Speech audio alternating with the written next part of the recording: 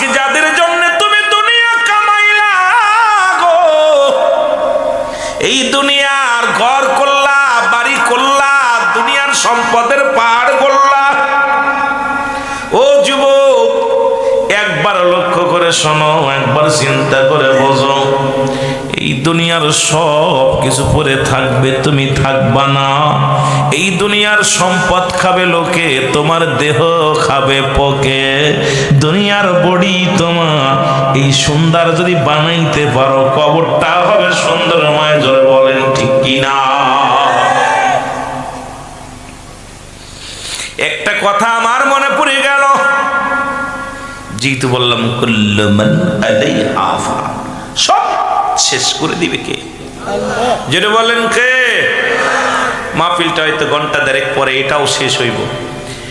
এক বছর পরে মাহফিল করব, এক মাস আগেও প্রস্তুতি কত সুন্দর, বসে বসে সবাই চিন্তার দ্বারা কত কষ্ট করে মাহফিল সাজাইছে। এই ঘন্টা দেড়েক পরে, এক ঘন্টা পরে, দেড় ঘন্টা পরে মাহফিলও শেষ। এইরকম দুনিয়া 40 বছর, 80 বছর, 50 বছর হায়াত পায়া এরারে শেষ করব, মিনিটের ভিতরে শেষ হইব, কখন যে চলে যাব। গভীর মনোযোগ আমার মুসলমান বাবারা, একটা কথা আমার মনে পড়ে গেল। হযরত হাসান বসরি রাহমাতুল্লাহ আলাইহির ঘটনা। নাম কি? হযরত হাসান বসরি রাহমাতুল্লাহ আলাইহি, উনি মুসলমান, জগৎ বিখ্যাত একজন আল্লাহর মাহবুব বান্দা।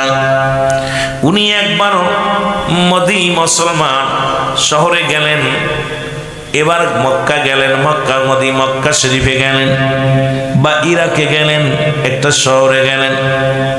হাসান বসরি রাহমাতুল্লাহ আলাইহি উনি যখন শহরে গেলেন, উনি দেখতে পারলেন একজন দোকানদার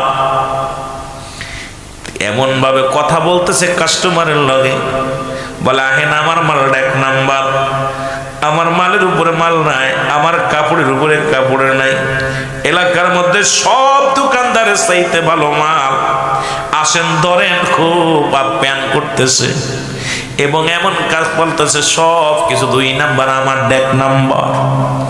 হাসান বসরি রাহমাতুল্লাহ আলাইহি এবার মক্কা মদিনায় চলে গেলেন, রাসূলের পাকের রওজা জিয়ারত করে আবার দেশে ফিরলেন। আবার 2 বছর পরে আবার সেই মার্কেটে গেলেন, যা দেখে দোকানদার বয়ে আছে, কোনো কাস্টমারকেও ডাকে না, কাউকে ডাকে না। হাসান বসরি রাহমাতুল্লাহ আলাইহি দোকানদারের কাছে সালাম বিনিময় করে বলে, আসসালামু আলাইকুম দোকানদার। ও দোকানদার ভাই। দোকানদার বলে, আলাইকুম আসসালাম।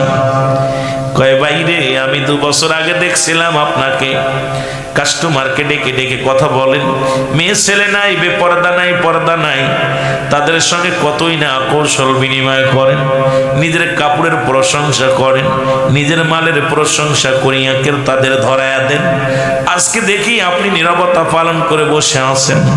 বলে, ভাই হাসান বসরি রাহমাতুল্লাহ আলাইহি শোনেন, এই আল্লাহ আমারে বাঁচিয়েছে। 2 বছর আগে এক গিন্নি ছিল আমার, আমি যে বিয়ে করেছিলাম যে বিবিটা, সেই বিবিটা ছিল দুনিয়া লোভী। দুনিয়ার মধ্যে শুধু সম্পদ ছাড়া, অর্থ ছাড়া কিচ্ছু বুঝতো না। দুনিয়ার মধ্যে এমন একটা বিবি আমি বিয়ে করেছিলাম, আজ 2 বছর আগেই আমার বিবি মারা গেছে। এই বিবি যখন আমি কম টাকা নিয়ে বাড়ি যাইতাম, আমার সঙ্গে হট্টগোল শুরু করে দিত। আমি যখন টাকা পয়সা রোজগার কম করতাম, সেদিন আমার সঙ্গে সারা রাত ঝামেলার মধ্যে কেটে যেত। কারণ এই বিবি ছিল দুনিয়া লোভী মানুষ, দুনিয়া দুনিয়া দুনিয়া। এই বিবিরে সুখ খুশি করার জন্যে আমি কাস্টমারকে ডেকে ডেকে বেচা কেনা করতাম, ওইরকম বেগানা নারীও দোকানে ডেকে আনতাম আর মানুষকে ধোঁকা দিয়ে বেচা কেনা করতাম। এরপরে আমার স্ত্রী যখন মারা যায়, আমি আবার বিবাহ করি।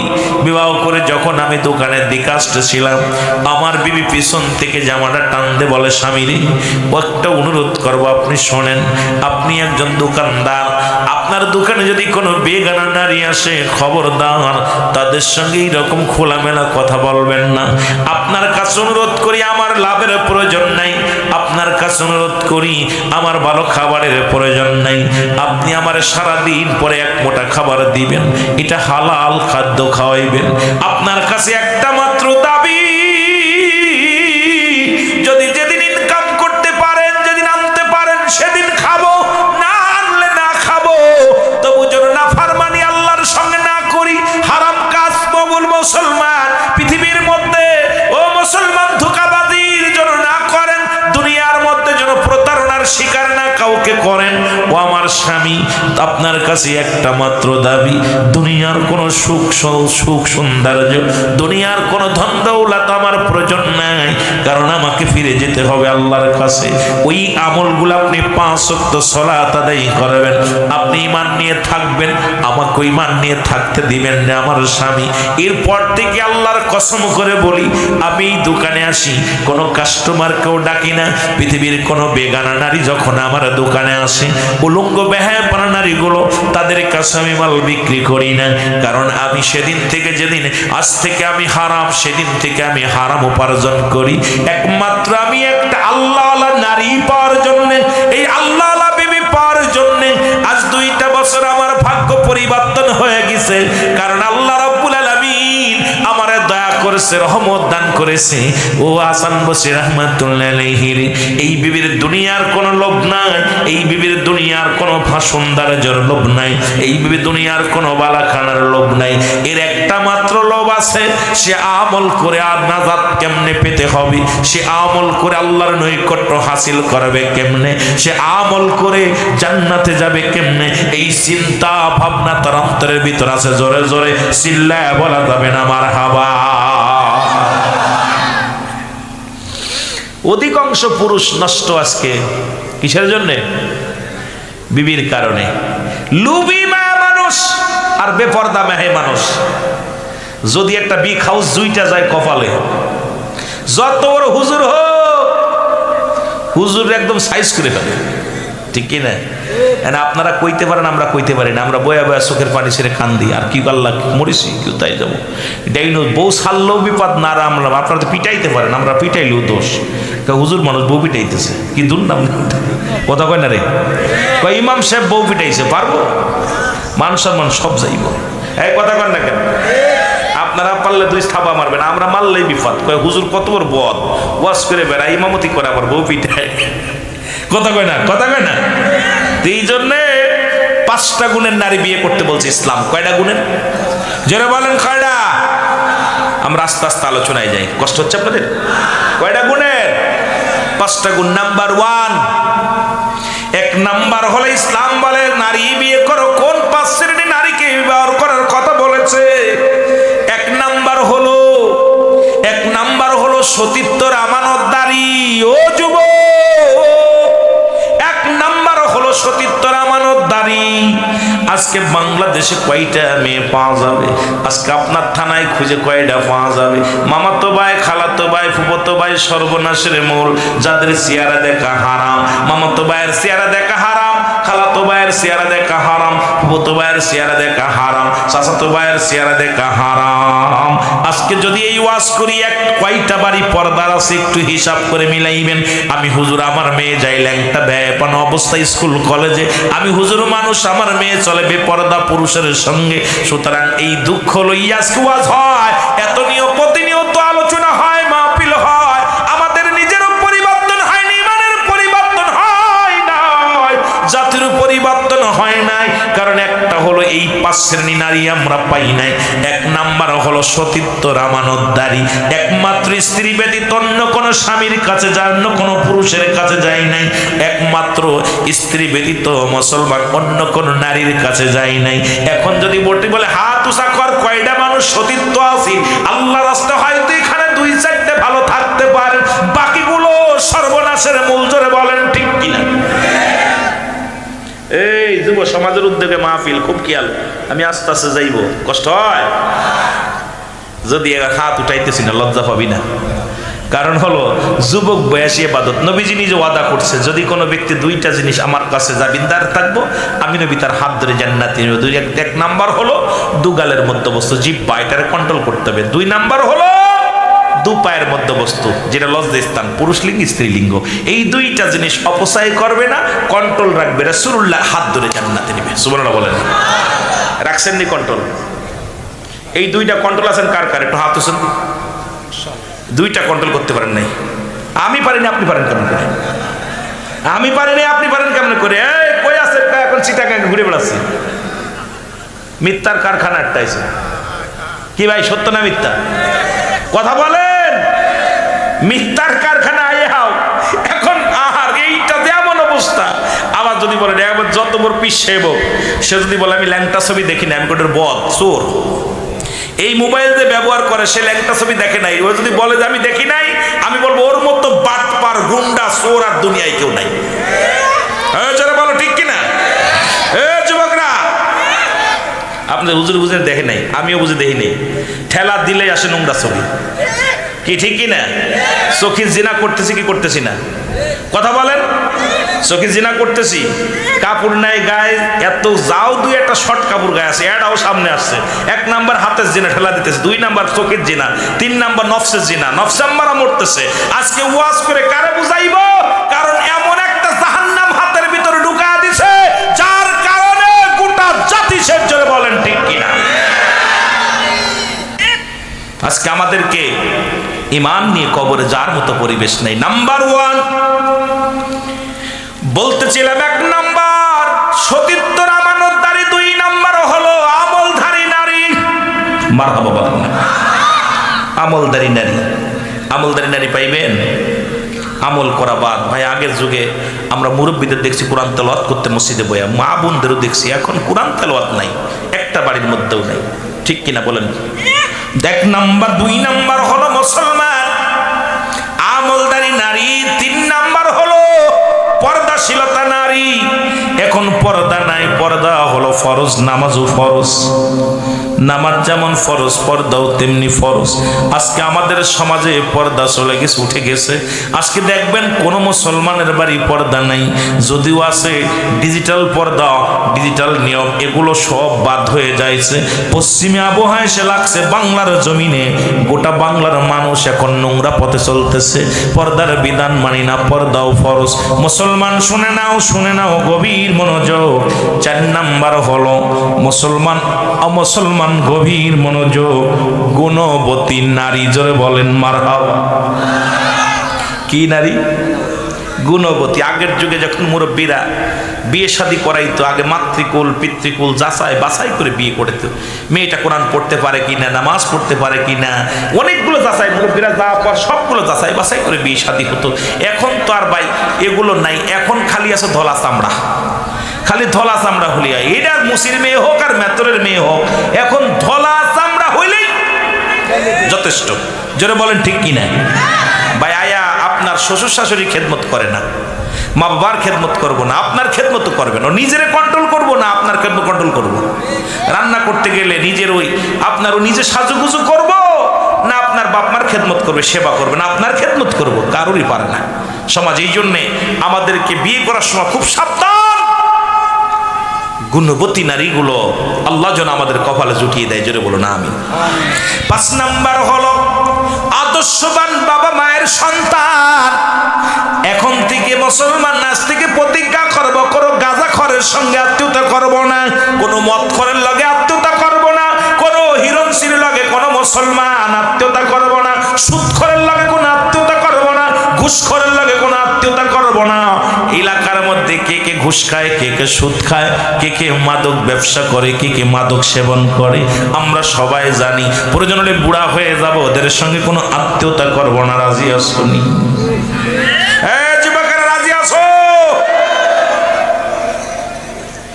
হাত ওঠে নাই। ওরে গাঁজাখোর, মদখোর, ঘুষখোরের মেয়ে যত বড় সুন্দরী হোক, টাকার মালিক হোক, বাড়ির মালিক হোক, ওদের সঙ্গে কোনো আত্মীয়তা নাই। যারা বলেন ঠিক কিনা? এই জন্য কোরআন আছে কাদের জন্য? আল্লাহ বলেন হুদাল লিল মুত্তাকিন,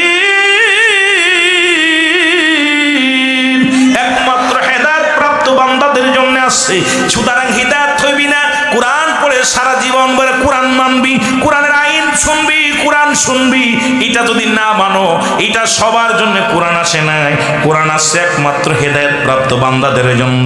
কোরআনের আইন যারা মানে অন্যায় করতে পারে না, কোরআনের আইন যারা মানে তারা জুলুম করতে পারে না, কোরআন বোঝে যারা, কোরআন মানে যারা ঘুষ খাইতে পারে না, সুদ খাইতে পারে না, কোরআন যারা বোঝে, কোরআনের বিধান যারা বোঝে, এই দুনিয়ার মধ্যে তারা মরতে রাজি, হারাম খাইতে রাজি নয়। ধরে বলেন ঠিক কিনা?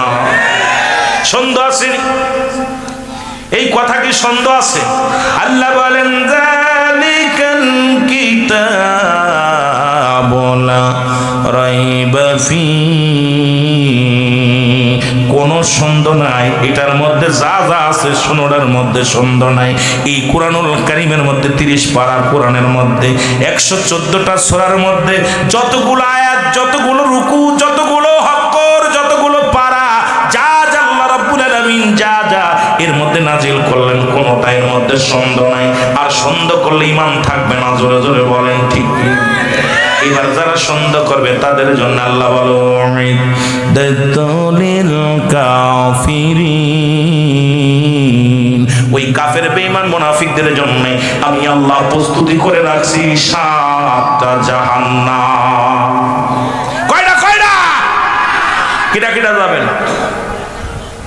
আপনি যাবেন? 5-6 বাড়ি মারলে সোজা হইবে। রাগ করেন না, রাগ করেন না, না বুঝলে তো হইতো না। জাহান্নাম তৈরি করছে কাফের, মুশরিক, বেঈমান, ধোঁকাবাজ তাদের জন্য। আর আমি তো আপনাদেরকে একটা ছোট্ট আয়াত দিয়ে শুরু করছি কোরআন থেকে মুমিনের জন্য প্রস্তুত রেখেছে 8টা জান্নাত। আমি আপনাদেরকে জান্নাতি মানুষ বলেই শুরু করছি ওয়াজ, কারণ আমরা জান্নাতে যাব, জান্নাত জাহান্নামে যাইতে চাই। যারা বলেন চাই, আহা বড় কষ্ট। আমার মুসলমান বাবারা, আমার গভীর মনোযোগ। সুতরাং কোরআন যেটা হারাম বলছে, ও যুবক, এই কোরআনটা শুনলে এত পুরাণ, আজ থেকে কোরআনের আইন কিছু মানবা, কিছু মানবা না। কোরআনের বিধান মানবা, কিছু মানবা, কিছু মানবা না। কোরআনের আইন দিয়ে দেশ পরিচালনা করেছিলেন হযরত উমর ফারুক রাদিয়াল্লাহু তাআলা আনহু। জোরে জোরে চিল্লায় বলা যাবে না মারহাবা? খুব গভীর মনোযোগ। হযরত উমর ফারুক রাদিয়াল্লাহু তাআলা, খুব খেয়াল, এত ওয়াজ করতাম না, একটা আয়াতের তাফসীর করলে, একটা আয়াতের শান নজুল ব্যাখ্যা বিশ্লেষণ করলে আমার রাত শেষ। খলিফা হযরত ইসলামের দ্বিতীয় খলিফা হযরত উমর ফারুক রাদিয়াল্লাহু তাআলা আনহু। জোরে বলেন মারহাবা? কারণ আমার নবীজি বলে গেছেন, আমি যখন দাঁড়াবো আমার পরে দাঁড়াইবে কে? আমার পরে দাঁড়াইবে হযরত আবু বকর সিদ্দিক রাদিয়াল্লাহু তাআলা আনহু। যখন আবু বকর থাকবে না তখন ওই জায়গা দাঁড়াবে কে? হযরতে মুসলমান হযরত উমর ফারুক রাদিয়াল্লাহু তাআলা আনহু। যখন উমর থাকবে না এই জায়গাটা পূরণ করবে কে? খলিফা মুসলমান হযরত উসমান গনি রাদিয়াল্লাহু তাআলা আনহু। যখন উসমান থাকবে না ওই জায়গাটা দাঁড়াবে কে? ওই জায়গা দাঁড়াবে হযরত মুসলমান হযরত কে? আলী রাদিয়াল্লাহু তাআলা আনহু। জোরে বলেন মারহাবা? যেমন আজকে বক্তা উঠেছে, প্রথম ওয়াজ করতে নূর আলম ভাই, উনি উঠে গেছে, ওনার জায়গা পুরা করছে হযরত উমর ফারুক ভাই। উমর ফারুক ভাই যখন উঠে গেছে, মুসলমান আসছে কে? হযরত আবুল কালাম আজাদ ভাই। আবুল কালাম আজাদের পরে আসছে কে? রুহুল আমিন সিদ্দিকী ভাই। সুতরাং একটার পরে একটা পুরাণ হচ্ছে। তদ্রুপ রাসূল বলে গেছেন, আমার পরে কে বসবে ওই জায়গাটা কে বসবে? এবার ইসলামের দ্বিতীয় খলিফা হযরত উমর ফারুক রাদিয়াল্লাহু তাআলা এই কোরআনটারে কেমনে মানতো, কোরআনটা দিয়া কেমনে দেশ পরিচালনা করেছে শুনে নেন মুসলমান, শুনে নেন। খলিফা হযরত উমর ফারুক রাদিয়াল্লাহু তাআলা, উনার 22টা তালি কাপড়ের মধ্যে কয়টা? জোরে বলেন কয়টা? 22টা তালি কাপড়ের মধ্যে, একটা দুইটা তালি নয়, 22টা তালি লাগাইছে কাপড়ের মধ্যে। 40টা দিনার, স্বর্ণের ইট মোহর নিয়ে উনি ছদ্মবেশে রওনা দিলেন দেখার জন্য। দেখি জি আমি উমর যে কোরআন দিয়ে দেশ পরিচালনা করতেছি, এই কোরআনের আইন কজন মানুষ মানে? একটু ছদ্মবেশে উনি রওনা দিয়ে গেলেন। দিনের রাত্র 24 ঘন্টা হাঁটতে হাঁটতে উনি ক্লান্ত হয়ে গেলেন, সাথে কেউ যায় নাই, একা একা রওনা দিয়েছেন। কোনো সিকিউরিটি নাই, কোনো পুলিশ নাই, কোনো প্রশাসন নাই, আর্মি নাই, র্যাব নাই, কোনো বন্দুকধারী লোক নাই। যিনি অদ্য পৃথিবীর শাসক, মুসলমান শোনো, যিনি ইসলামের শাসক, এত বড় একজন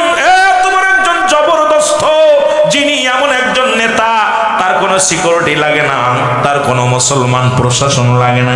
আর আমার দেশের খুদে মস্তানদের মুসলমান দুর্নীতিবাজদের ডজন ডজন ডজন ডজন লাগে মুসলমান সিকিউরিটি।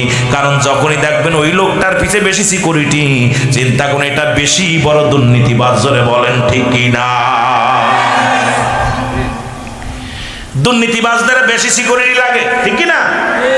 যুবকেরা জোরে বলো ঠিক কিনা? তোমাদের ওয়াজ করবো, কারণ যুবক বয়সে জান্নাতি মেলা ওয়াজ আছে, রসুলের অসংখ্য সাহাবী যুবক সাহাবী। একদম ধীরে ধীরে যাবো, তোমরা এরকম ভালোবাসা দিবে। একটু আলোচনা কষ্ট হচ্ছে, বেশি সময় আলোচনা করবো? হ্যাঁ, জোর আছে আপনাদের জনগণের, জোর আছে, ইমানি বল আছে। আমার ভাইরা, আমার বন্ধুরা, আমার খলিফা উমর ফারুক রাদিয়াল্লাহু তাআলা যাইতে যাইতে দেখে যে একজন বকরি লালন পালন করতেছে। উনি সালাম দিলেন, আসসালামু আলাইকুম। হে ভাই, ও ভাই, আমি খুব ক্লান্ত, আমি খুব ক্ষুধার্ত অবস্থায় আছি, তোমার কাছে অনুরোধ করি বকরিগুলো কে দেখাশোনা করে? আমি তোমার কাছে অনুরোধ করি, আমাকে কি এক পেলা দুধ দেওয়া যাবে? হযরত উমর ফারুকের মতো নেতা, উনি হাত পেতে খায়, সে খায়। আর আমাদের নেতাদের সামনের টেবিলে খাবার দেখলে মাথা ঘুরিয়ে যায়। আজকে দেশের অবস্থা ভালো না, কথা বলতে গেলে কষ্ট হয়। আজকে জাতিরে বুঝাইবো কেমনে? এই জাতি যখনই আসে নেতা হয়, তখনই তার পেটটা মোটা হয়। ধরে বলেন ঠিক কিনা? কারে দিয়া বুত খাটাইবেন? প্রত্যেকের বুতি ধরছে, ঠিক না? আমার ভাইরা, আমার বন্ধুরা, খলিফা উমর ফারুক রাদিয়াল্লাহু তাআলা আনহু উনি সালাম বিনিময় করে বলে, আমাকে এক পেলা দুধ দাও, আমার ক্ষুধা লাগছে। এত বড় একজন নেতা, ক্ষুধা লাগছে, আমার ক্ষুধা লাগছে, এক পিপাসা লাগছে, আমাকে একটু দুধ দাও। তখন রাখাল ডাক দেখো, ও পথিক, তুমি আমার কাছে দুধ চাইলে এটা দেওয়া সম্ভব না, কারণ এটা দেওয়া সম্ভব নয়। তুমি শুনে রাখো, এইটার মালিক আমি না, সুতরাং এই পশুগুলা আমি বিচরণ করি, দেখাশোনা করি, বিনিময়ে হাদিয়া পায়।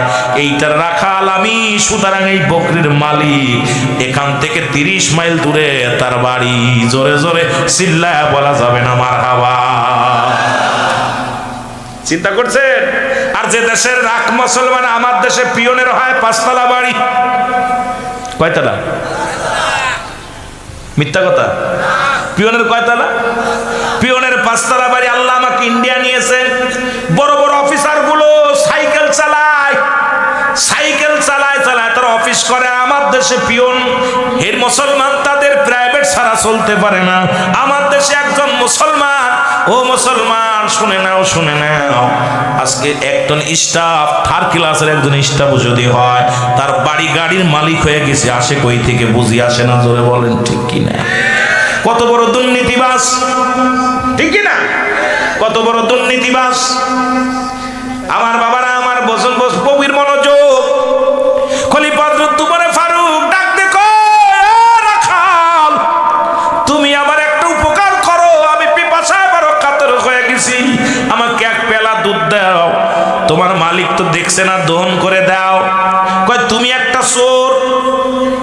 কোন দিন নেতারে বলতেছে, এত বড় যিনি খলিফা, মুসলিম মিল্লাতের খলিফা, ইসলামের দ্বিতীয় খলিফা, তিনি ক্ষমতাধারী মানুষ, তারে বলতেছে তুমি একটা চোর, তুমি আমারে চুরি করা শিখাও।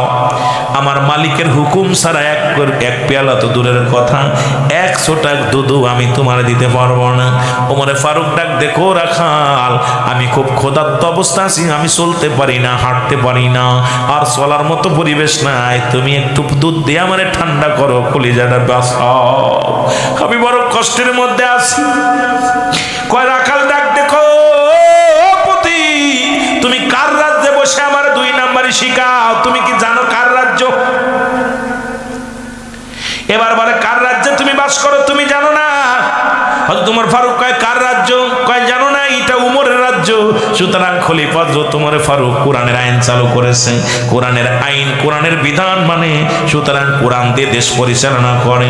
যদি হযরত ওমর ফারুকের গুপ্তচর জানতে পারে আমি তোমার এক পেয়ালা দুধ দিছি, আমার গর্দান যাবে, আমার গর্দান চলে যাবে।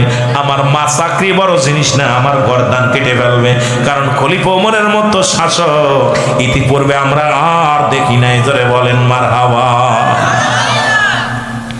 রাখাল বলতেছে তুমি আমার বাড়ির মালিকের বাড়ি 30 মাইল দূরে যে চাই নিয়ে আসো। এখন উমরে ফারুক বলতে বাজান এত দ্রুত যাও সম্ভব না, পানি খাইতে যাইতে যাই অনুমতি আনতে আনতে শেষ হয়ে যাবো, একটু দাও। তাকে তুমি কি জানো কার রাজ্যে দাঁড়ায় তুমি ঘুষ শাসতেছো আমারে? এই রাজ্য পরিচালনা করে খলিফা হযরত ওমর ফারুক। যদি জানতে পারে তার গুপ্তচরেরা আমার তো গর্দান নিয়ে নেবে, কারণ কোরআনের আইন আমি আমার মালিকের সম্পদ মালিকের অজান্তে কাউকে দিয়া দিব, এইটা শুনতে পারলে এক নম্বরে আমার গর্দান যাবে। আর আমার দেশের বাইতুল মালের মাল আজকে এমপি মন্ত্রী মিনিস্টার যা আছে ভাগযোগ করে খায়। জোরে বলেন ঠিক কিনা? এই চোরে গেলে কেমনে বুঝাইবো? এই চোরেরা দেখলাম এই বছর আপনার এই রমজান মাসে রোজার ভিতরে ইফতারে কি জানো এই ঈদের 10 কেজি করে চাউল দিছে, গরিব মানুষের চাউল। এই চোরেরা সেখানতে 3 কেজি চুরি করছে। আরে চোর মাথায় টুপি আছে, মাথায় টুপি, দাড়িও আছে, লম্বা লম্বা দাড়ি, পাঞ্জাবি গায়ে। চোরে দিতেছে দেখলাম 7 কেজি কইরা, 6-8 কেজি কইরা। আমি আশ্চর্য হয়ে গেলাম, কত বড় চোর! গরিবের 10 কেজি চাউলের লোক যারা সামলাতে পারে না, এই চোরেদের কাছে সম্পদ থাকলে এরা কি আমার আপনার দিব? যারা বলেন দিব? এরা আমানতের খেয়ানত করতেছে। এরপরে ধরছে, সাংবাদিকরা বলছে যে মাইপা দেখ 8 কেজি, 7.5 কেজি, 6 কেজি খামসা আছে। আমি আশ্চর্য হয়ে গেলাম যে গরিবের এই গরিব মানুষ বছরে মাত্র 10টা কেজি চাউল আহা সরকার থেকে বরাদ্দ করছে, এরাও আমার দেশের চেয়ারম্যান মেম্বার চুরি করে। ঠিক কিনা? এরাম চোর যদি একটা ইউনিয়নের চেয়ারম্যান হয়, এরাম চোর যদি একটা ওয়ার্ডের হয়, তাহলে দেখবেন মোটামুটি আমরা ধনী হয়ে যাব। ঠিক কিনা? আহা তোর কাছে চাইছে কিনা? তোর কাছে চাইছে কিনা? তোর লাগে তুই একা খা। গত পরশুদিনকে দেখলাম গোপালগঞ্জে আপনার এক পুকুরের মধ্যে প্রায় 10,000 লিটার না কত লিটার তেল পুকুরের মধ্যে ভরে ভরে থুইছে। আমি কদিন আগে নওগাঁ ওয়াজ করতে গেলাম। নওগাঁতে মাহফিল করে রাতের অন্ধকারে দেখি সব লাইট বন্ধ করে তেল দিতেছে। কথা বুঝেননি? আমার তো গাড়িতে তেল নাই, তেল একটা পাম্পেও দিচ্ছে না। চিন্তা করলাম মনে হয় এটা গেলে যাই বাতি অফ করে করে সব বিড়াল পড়তেছে। গেলাম, আমার একটা হুজুর দেওয়া যেতাম কেটে দিচ্ছেন। আমি এখন এই মোবাইলটা বের করছে, ছবি তোল।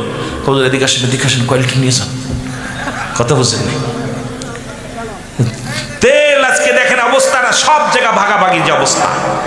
কারে দিয়ে বুঝ খাতাই বেজে ওমর এই কোরআনের আইন বাংলাদেশের বিকল্প নাই। বাংলাদেশে আমরা 92% মুসলমান, এই দেশে কোনো অন্য আইন চলতে পারে না। কোরআনের আইন দিয়ে যদি দেশ পরিচালনা হয়, আমার দেশের মানুষও শান্তি পাবে, আমরাও শান্তি পাবো, জনগণও শান্তি পাবে, নেতারাও শান্তি পাবে। যারা বলেন ঠিক কিনা? চাই কি চাই না?